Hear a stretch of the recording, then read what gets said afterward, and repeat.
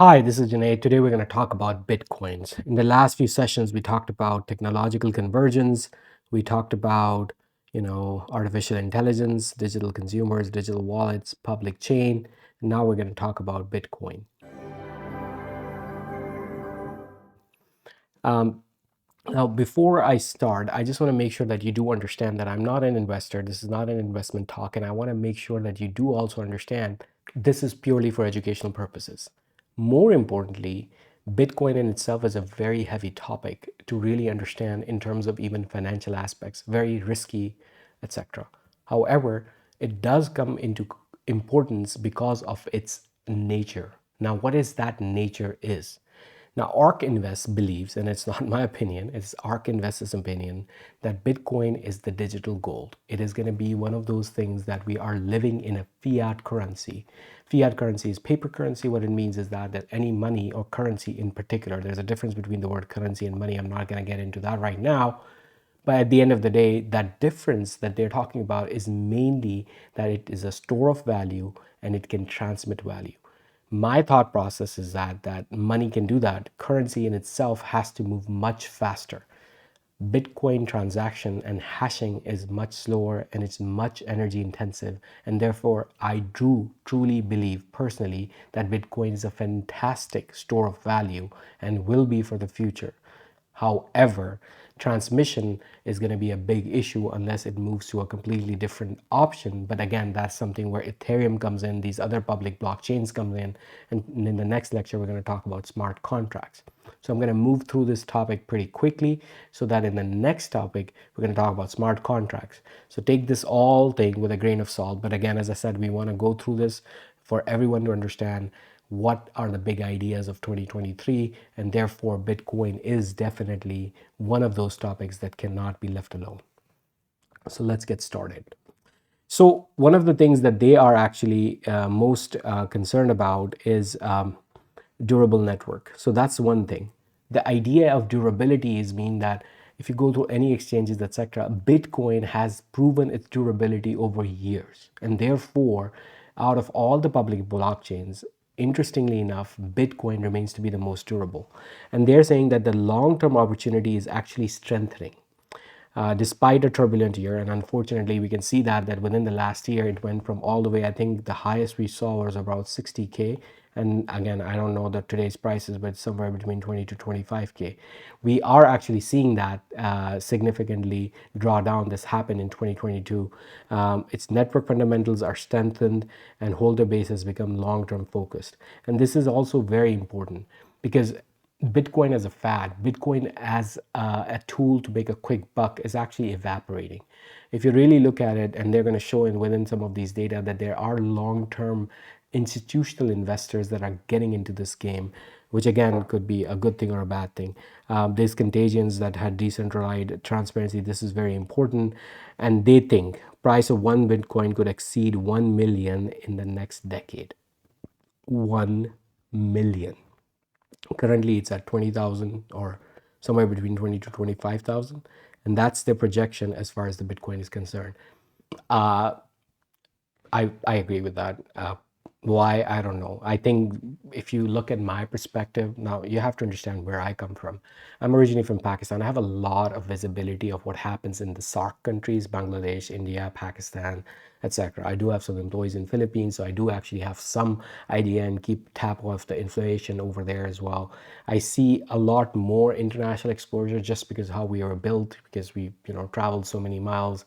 What happened in Venezuela, Brazil, the trust of people into a centralized currency issued by the government is eroding. And that level of inflation that is going on is significant. Unfortunately, US dollar was supposed to be the king, and I think it still is. But the problem is that level of trust that was in the US dollar is also unfortunately eroding. And why is that? Is because of the COVID, we pumped approximately I don't know. It was $21 trillion before the COVID, and then we pumped $7 trillion into it. So we actually, at the end of the day, we printed about 25% more money. When the US dollar got liquidated, basically diluted, it is an inflationary tax on the global market. And therefore, everything got expensive everywhere, not just US. I mean, there's a significant inflation problem here in US, but of course it will be, right? Anything that costed 100K before, by definition of, printing money that they did for COVID, it is now 125K, period. No questions asked. And that 125K, if this house is 100K, because of the printing money, it should be 125K. End of discussion. Because they printed so much money within the system. And this is where Bitcoin really comes in, is that store of value, again, is very, very important. So that's sort of the overview. For those who wants to go into more detail, feel free to continue. Otherwise, you can stop here. And I'm just going to go through some of the data that they present. The down draw of the Bitcoin of all-time high was the fifth largest. And according to them, it is the fifth largest, but at the end of the day, they have seen these significant downturns here, here, here. But when you see that, it is not that bad. But at the end of the day, there is a significant percentage drawdown that happened. And this peak and troughs have been going on. It is nothing new according to the ARK Invest. This was 93% downturn, 87%, 84%, and 86%. This is the highest drawdown of 153% that is going on right now. This is this is not the highest. Actually, they have gone to trough is the highest is 150%. Peak to peak is around 157%. And this is where we are in November. It went all the way from $70,000 to $15,000, a big crash that happened. And this is something that, we did not expect. And again, there was a big reason for it, geopolitical as well. There are a lot of governments who initially thought that we're going to do Bitcoin, then US dollar is going to put regulation, all of that comes in. And as I said in the first lecture, if you haven't heard about that in technological conversions, make sure you hear that. The biggest challenge about any disruptive innovation is regulation. And that's the big issue with healthcare. And one of these series, we're going to talk about healthcare completely and digital health in particular. And you're going to see that the biggest issue is compliance and regulation. Despite severe drawdowns, Bitcoin has outperformed. Despite severe drawdowns, Bitcoin has outperformed every major asset class over the long-term horizon. And again, I mean, when you start something from zero, it's really hard to actually go ahead and do that. But I agree. I mean, at the end of the day, if you literally look at it, the overall 5-year CAGR and 3-year CAGRs, Bitcoin has really outperformed. And clearly, if the trust continues, which I believe out of all the cryptocurrencies, this is the only one that there will be a significant trust to be continued. Again, that 1 million valuation in a decade is not unheard of. Bitcoin fundamentals are stronger than in the past drawdowns.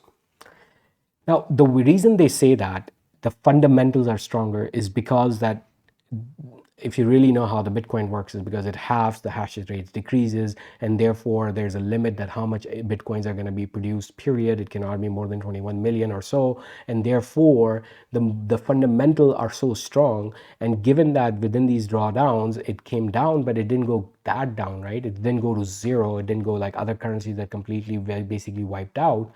Also important to note that it bounced back up to 25,000 as well. So therefore there is a correction, and clearly there is a correction in the Tesla stock, and the Disney stock, and the Google stock, and the Microsoft stock. All of them fell basically half that, right? So Bitcoin fell more because it is a more volatile at the end of the day asset. But again, the fundamentals, I agree that it is definitely strong and it is getting stronger. Bitcoin capitulation has high level associated with price in the past. Honestly, I don't really know how to actually use this capitulation models and make sure that this actually is done. So those of you who are interested, you can definitely look into that.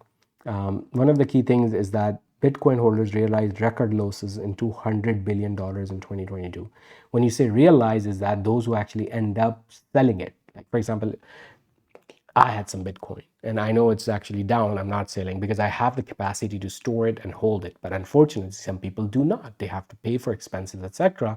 And therefore, there were realized losses of 200 million. However, I mean, whatever the actual valuation changes happen, it is never realized until you sell the Bitcoin. So overall, you see that there are a few 200 billion worth of losses that were realized in this downturn impact. And therefore, as I said, more long-term focus. And that's true. I mean, anyone who is actually buying this needs to understand that you have to hold it for at least 10 years. And that's one recommendation I'm going to tell anyone and everyone, that if you are going to go into Bitcoin, you are going into the long haul period. Exchanges have increased transparency in response to collapse of the trust. Again, in the last lecture I discussed like how there were three different Luna and all of them, Terra and all of them collapsed, and because of their collapse, we saw that a significant overall trust in the market completely eroded for cryptocurrencies. That led to a significant downturn in all cryptocurrencies, including Bitcoin, blah blah blah.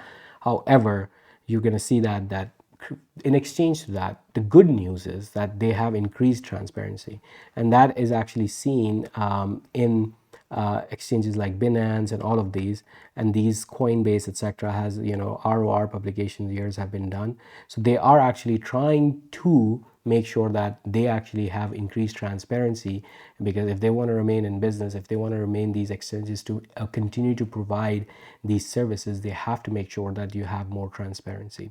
Hash rate is at hash rate hits all-time high, and basically when you're talking about hash rate, basically it's transaction volume. That's one of the ways to actually look at it, and then you can see that it is actually increasing more and more as far as the hash rate is concerned, as far as 2022 is concerned. So it's constantly going on the rise. Bitcoin mining harnessing containing natural gas emissions. Well, there are multiple ways to harness and decrease the amount of energy costs going in through Bitcoin. That's one of the ways people, if you look at it, the highest amount of mining operations were in Greenland because they have thermal energy. It was cheaper, fast internet, blah, blah, blah. And you're saying that most of them are now put in closer to natural gas reserves. When they're extracting the gas, a lot of gas can actually escape and basically waste it. And if you put these operations near them, they can actually utilize those natural gases that are wasted, and therefore this will be one way of actually decreasing the cost of Bitcoin mining and Bitcoin hashing, etc. Institutions are coming to Bitcoin during a bear market, and that is something that is very interesting. They're putting in big names like BlackRock, BNY Mellon, Eagle Advisory Boards, and Fidelity. These are very, very big names. I mean, BlackRock, I think, has $3 trillion or $5 trillion in assets in management. So these are huge institutions that are looking at Bitcoin as one of their assets in their portfolio.